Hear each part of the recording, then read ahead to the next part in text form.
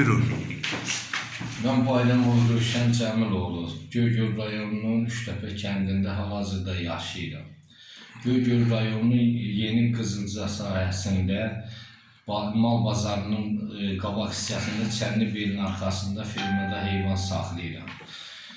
Ayın 8-ci günü üzü yerim düşdüyünə görə mən fermaya gedə bilmədim, uşaqlarım getmişdi. Saat axşam 7:00-dan sonra saat 5-ə qədər həmən fermadan 8 baş xırda buynuzlu heyvanımı aparıblar. Saat 5-də fermaya getdim, gördüm ki maşın izi var. Maşın izindən sonra fermaya girdim ki 8 baş heyvanlarım yoxdur. Mən də çıxdım Daxili İşlər Nazirinin 102 xidmətinə.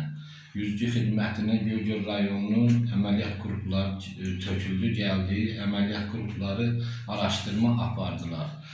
Mən də sizdən xahiş edirəm ki, adəti qurumlardan xahiş edirəm, mənim bu səsimə səs versinlər, bu heyvanım haqqında bunu işıqlandırmağını sizdən xahiş edirəm. Bunun axtarışını tapılmağında köməkdarlıq edilsin.